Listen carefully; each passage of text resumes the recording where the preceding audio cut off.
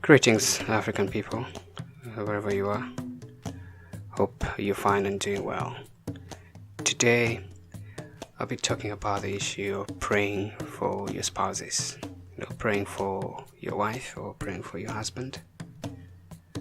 Because this was an experience that, or I would say a regular experience when I was a Christian, when I was a preacher.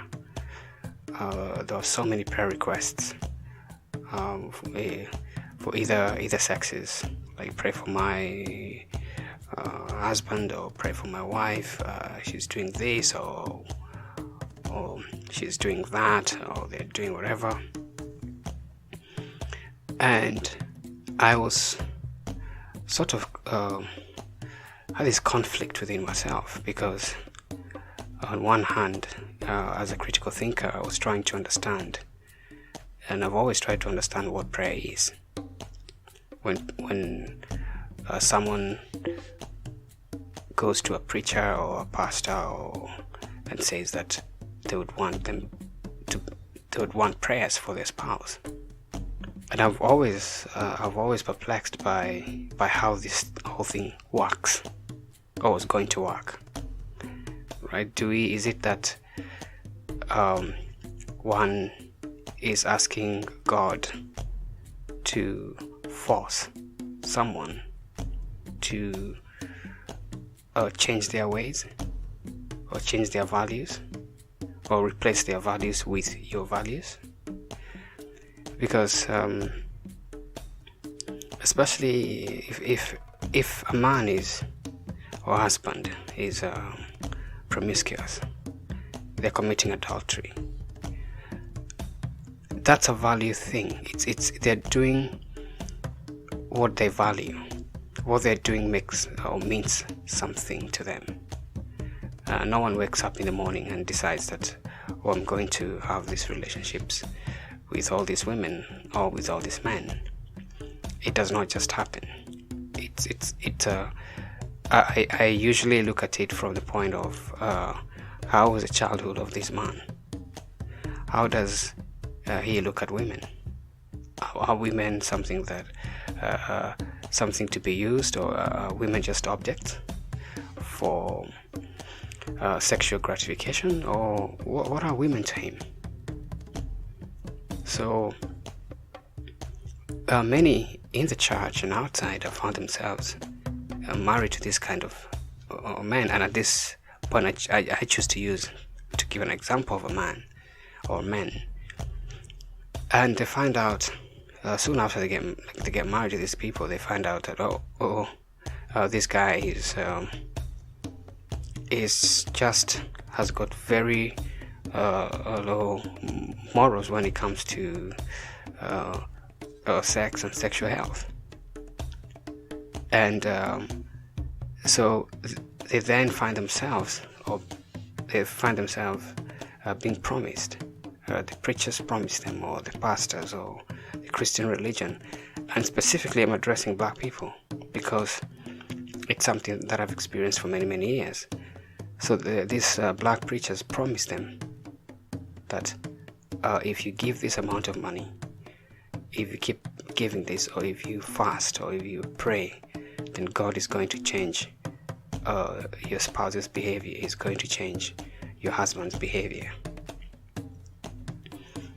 Now, you need to look, as a woman, you need to look and ask yourself this question. Right, how has this guy lived? What is his worldview, his view when it comes to the whole issue of sex, the whole issue of marriage, of a relationship, right? Because then you'll be able to understand where he stands. You'll be able to understand why he does what he does. Because I always say this, right?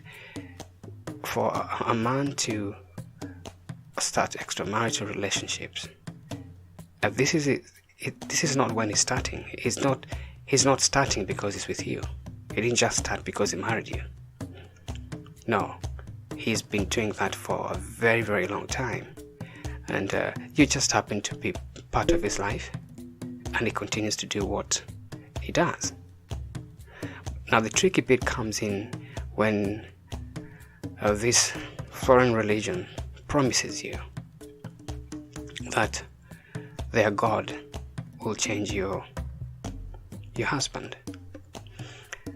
And I've seen time and time again women being completely destroyed, like completely broken, because they've been praying for their husbands for many years and nothing happened. I know of a case of a lovely woman who loved her husband, father of their children, but this guy was a player. This guy was a player. Like he just was not interested in settling down.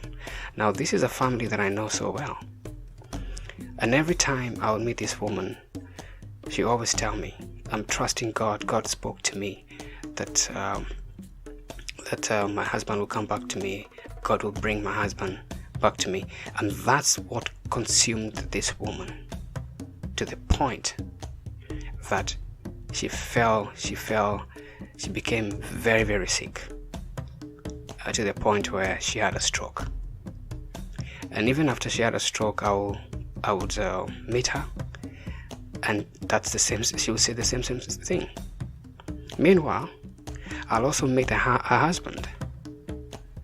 Her husband was just, as I said, he was a player. He didn't care. He didn't care what God was saying to her, or what she thought, or what the church was doing, or the group, or whatever. He did not care. He continued having relationships upon relationships upon relationships until or even continued after the ex-wife passed on, because eventually she became very, very sick, and a stroke and other diseases. She passed on, but she passed on believing that God, the Christian God, would bring back her husband. But it never happened, and I knew it wouldn't happen.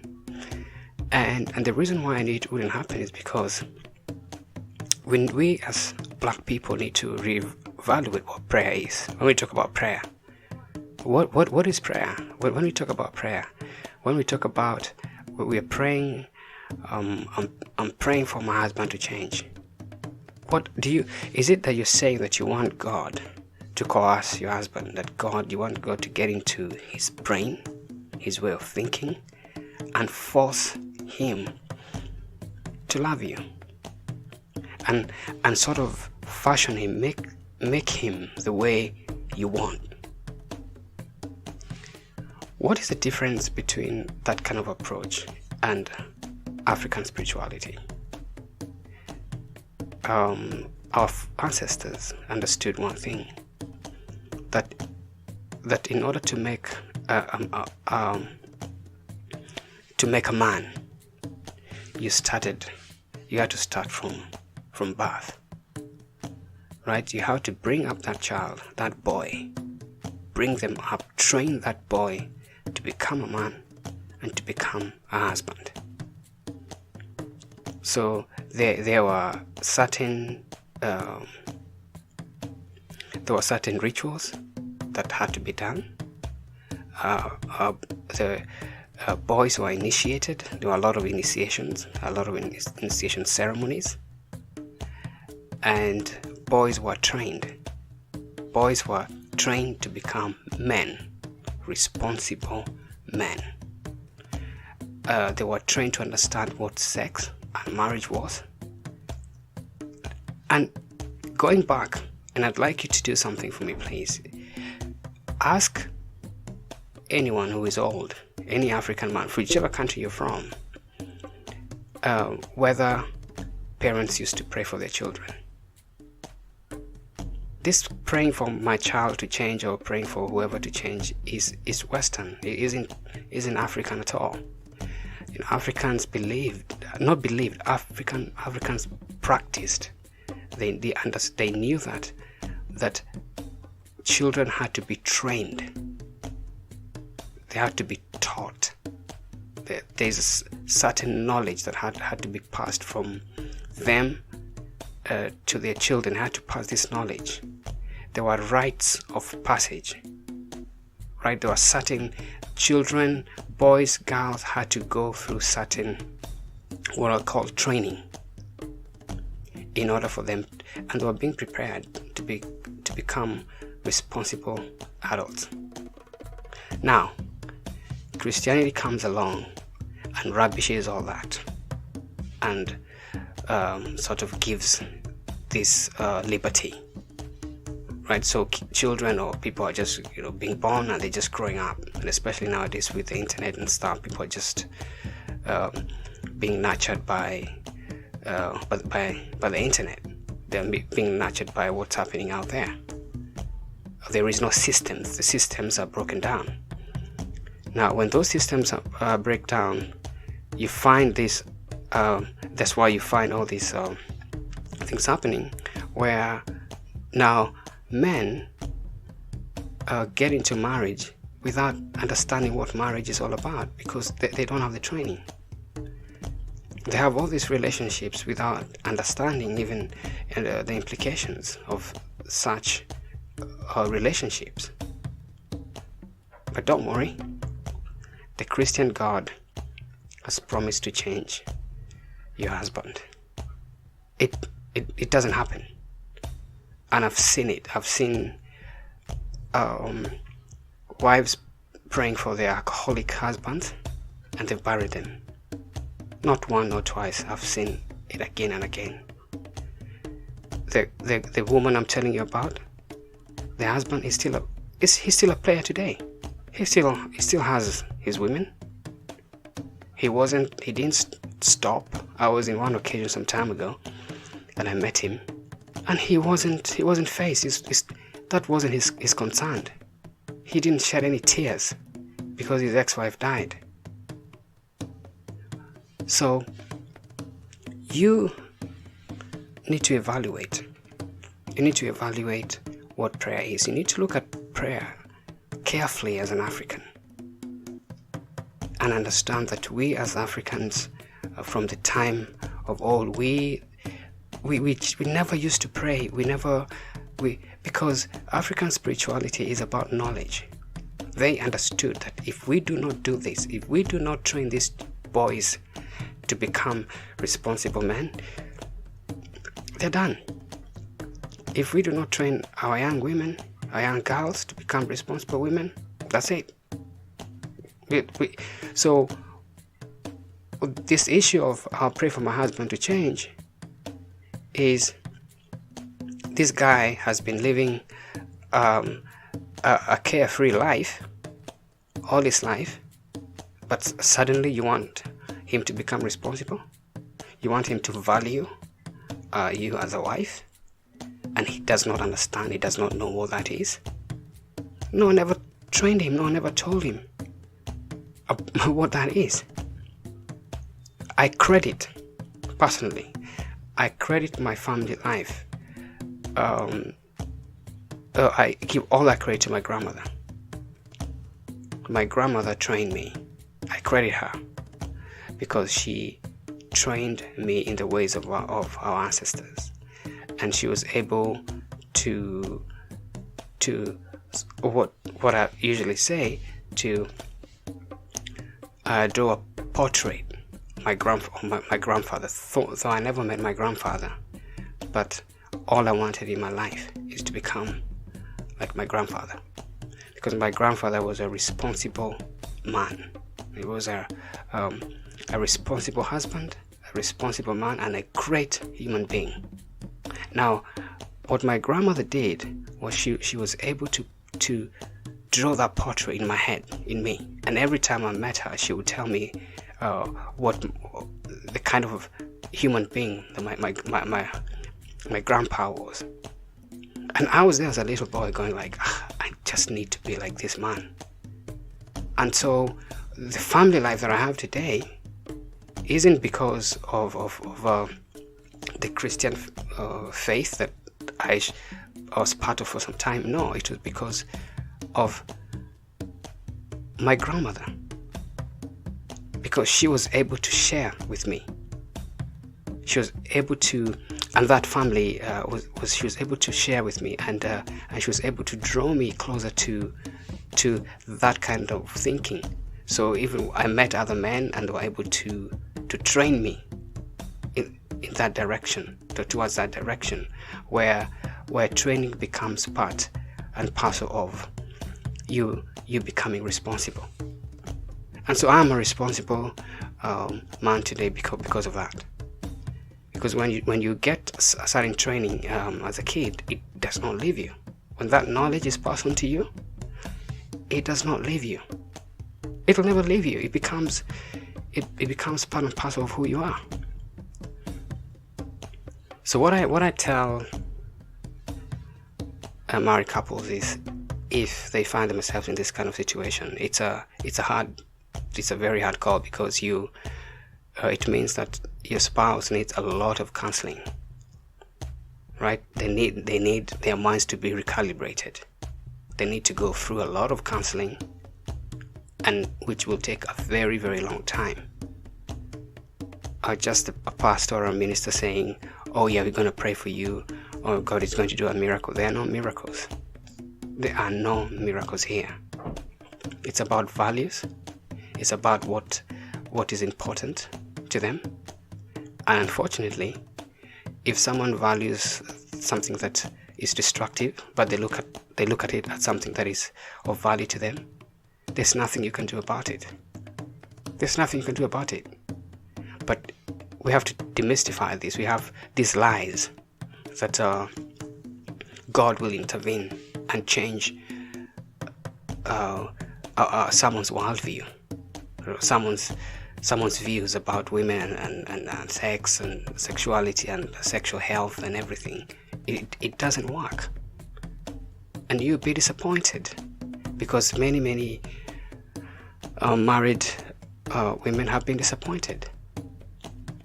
A lot of them have been disappointed. I remember one time we went to a sort of a pre-wedding. There's a guy who was getting married when I was a Christian, and this guy, they were getting married, and the craziest thing is, because we were, to give you an example, right? The occasion was held in North London, right? That's where the occasion was, in North London. So we spent the entire afternoon, the entire day with this guy, and I knew the lady, and some of our friends we knew her, and but we wanted to go to South London. We were going to pass through South London because we were doing some things there in the evening, and so we finished the occasion in North London, and we spent almost the entire day, and we say our bye-byes to everybody, and I remember there was a certain bishop who was praising this guy. This guy is a man of God. He loves God. He was saying all these kind of things, and we left. When we were in the car around going to 7, it was a little bit dark. And someone said, "Is it that so and so?" And we're like, "What? Who? Oh, he can't be. He's we left him in North London." And the guy said, "No, that's him." So we all looked, and we're like, "Oh, it was the guy." The guy was meant to marry this sister, and guess what he was doing? He was with another woman. Right? And not just with her, it's the way he was holding her, right? just going to use that one where he was holding this woman, and they were going to this car, and they drove off. Now, a lot of people are shocked. I wasn't shocked, right? The women that we were with, they were like, oh my God, what are we going to do? Are we going to tell her that this is what this guy is doing even before they get married? And I was like, what do you want? Do you think it's going to change? We just held a nice Christian occasion where there were prayers and people were praising and singing and everything, and the bishop was saying how close they are. He's a good brother, he's a friend, he's my good friend, he did it, all these praises. But at the back of his mind, he was like, I need to go and meet my girlfriend. They ended up getting married. The marriage didn't stop, and of course, again, it was that roller coaster of bishop pray for me, pastor pray for me, and all that kind of stuff. And it was chaotic. The woman who got married she was a wonderful woman, very hardworking professional woman, but she lost almost everything. She lost her health, lost everything, because there's this saying, that truth is stranger than fiction. And it's very hard sometimes to accept the truth, because it's very, very strange. You don't want to accept that someone that you call a brother in Christ, is doing that few weeks before you get married and after you get married, after making all these promises and doing all these things. But the reality is, and I'll tell women this, you need to look at someone's childhood. You need to look at how they grew up and their behavior as we're growing up as young adults to the point where you met them. Because the chances are that they won't change a lot. They won't change much after. Because people think that, women think, oh, he's met me, he's going to change. No. You're not that. Don't think that you're that important for him to change his values. No, don't lie to yourself. But if you meet someone who values a relationship, who values sex and sexual health, then you're meeting someone who is responsible. You cannot marry someone who is irresponsible, someone who lives a carefree life, someone who just looks at women as a property, something to be used, right? Or your mind to use you or whatever, and think that you'll do something to change him. It's not going to happen. And men, I'm not having a go at you. It's just that I'm using men as an example of giving examples that I have personally witnessed, and the ending is usually disastrous. It's usually catastrophic, right? People get depressed, people get stressed, people get mental health issues, because the lie is this perpetual lie. Oh yeah, Pastor, you said you prayed for me. It's months. He's not changed. Again, you go. He's not changed. 1 year, 2 years. It's not changed. This topic is so broad, but all I wanted to say is this: there is no Christian God that will change your spouse. It's not going to happen.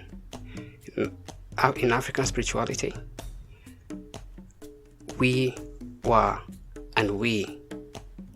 teach. Men are taught, are trained to become responsible. Women are taught, they're trained to become responsible. No, they're not prayed for. Prayed for is you believe in magic and some other things. And not surprisingly, the Christian God is a magician. He promises to do things, but he doesn't. He does nothing. So don't waste your time. Don't waste your energy. Go for what makes sense. Go for knowledge. Let science guide you. If a man has been doing this. You need to find out how he's lived his life before you commit.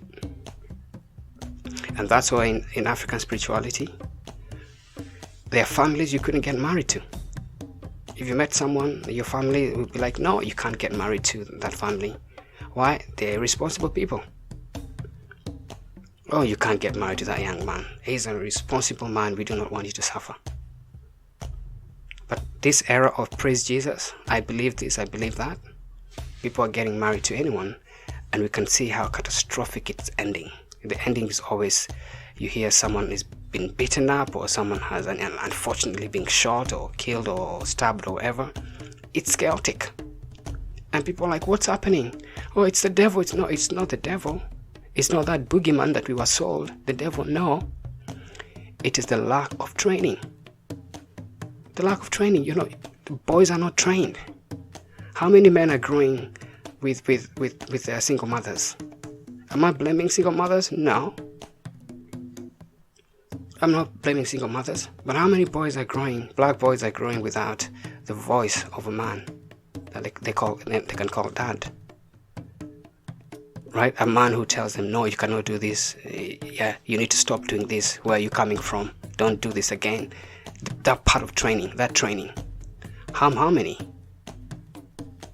So these boys are growing up in this Christian world where everything is free, everything goes, right?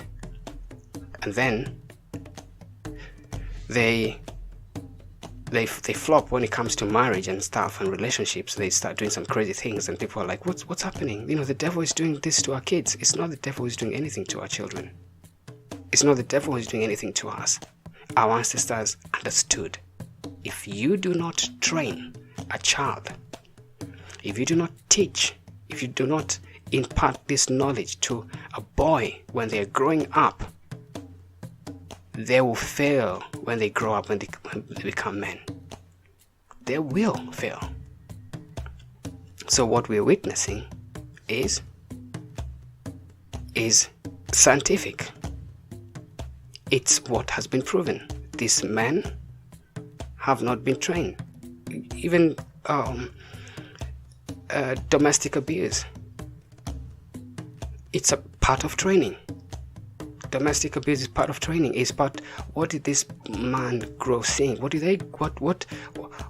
they told? Did they grow up seeing their parents abusing each other physically? Because do not think that the abuse starts when you get married to him. That's when he starts slapping or pushing or doing things. No. It's the kind of training. So either way, someone is being trained, whether they're trained to become responsible or irresponsible. But today I was addressing the issue of prayer. So don't think that God will somehow meet him or intervene or capture his mind, his way of thinking, and for some reason do his magic, like ooh, and change him, and he'll wake up and say, hey, I'm a responsible man now. I'm a good guy. Yeah, I've been doing some bad things, but now it's over. It will require a lot of counseling, a lot of, again, training, recalibrating his mind, his brain, his way of thinking. Thank you so much for tuning in to Holistic African Spirituality, where we share wonderful knowledge and we share the truth that we all need to hear. I wish you the best. If there's any woman who is going through any hardships, any abuse or any such things, please, I always inform ladies, you need counseling. You need counseling. You need to tell your parents what you're going through. You need to tell your friends what you're going through. Do not suffer in silence. We do not want to lose you. Right? Talk to someone, please. Thank you. Like, share, and subscribe. Bye-bye.